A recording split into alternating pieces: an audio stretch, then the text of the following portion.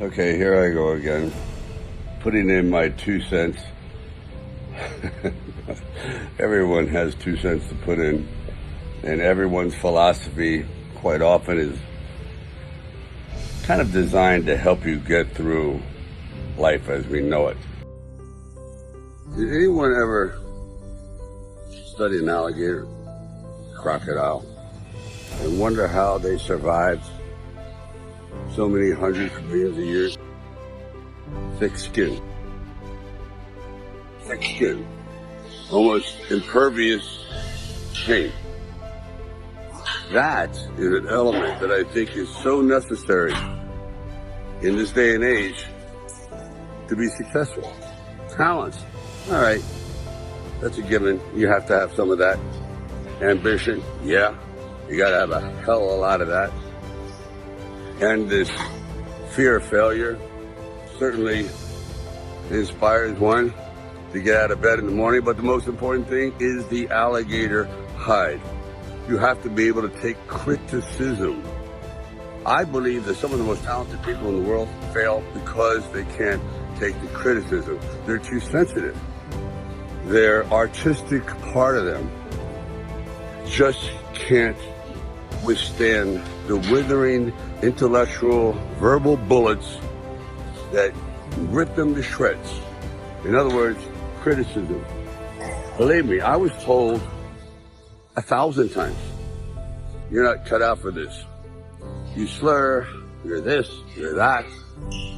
We can't fit you into any kind of category.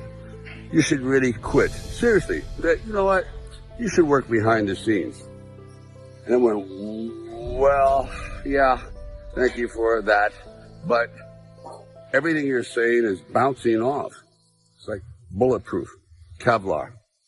And that's what I'm trying to pass on to individuals, that you have to be able to be like a solid tree. You really develop this numbness, this inability to develop selective hearing. I don't want to hear it. I don't want that to dampen. I don't want you to rain on my parade, put out my fire, whatever term you want to use. It's the same thing. Don't be so sensitive to criticism. I've lived with it my whole life. Most people have. And most people give into it. They actually believe those words from other people. Believe the words that come from inside here. This is the greatest voice in the world. Your heart doesn't lie. Your brain, your heart, it tells you the truth. It really does.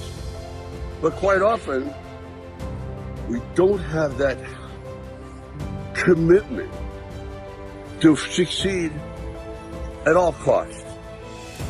You have to be so committed to the cause, blindly charging into the building. I don't care if it's on fire, because that's like what the future is sometimes. It's like going into a burning building. You don't know what's going to happen, but you hope to come out the other side, because your goal is on the other side. You have to be tough like that and resilient to be able to ward off negativity. I mean, people have said to me, words don't mean anything unless they're true. That's not true. Words hurt. Words are the same as a thorn on a rose. They look nice, but boy, some of them can really hurt. But what you really need to work on is juggling. Life is one big juggling act. It's like, how do you keep all these objects going around, and then when you drop a few, you got to pick it up again? But it's juggling. You juggle happiness with grief. Grief, for example. That's a rough one, because grief never goes away. It sort of rises into the clouds, you might say. It sort of seems as though it's diminishing, and it does, until something brings it back, and therein is the cycle. That's why quite often I find therapists for certain individuals, a fruitless exercise, because quite often these problems can't be extracted. Bad memories can't be pulled out and diminished. They're there. You just have to balance it. Say, okay, am I going to be caught in this time warp called the past? Because quite often, let's face it, your problems are from the past.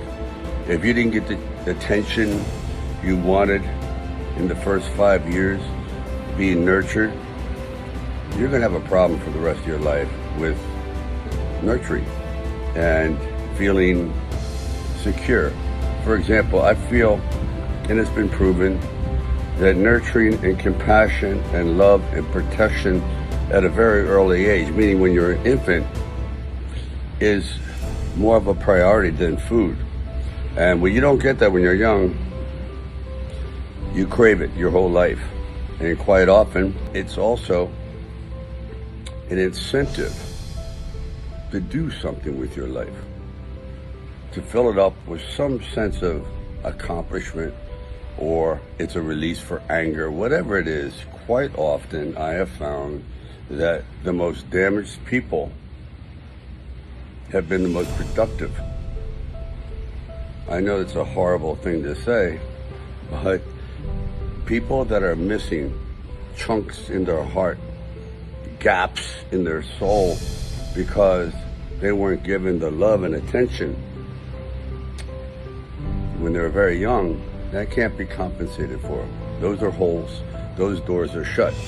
So it's up to you to lay the groundwork for your future, to not do what other people did to you. So it's juggling. So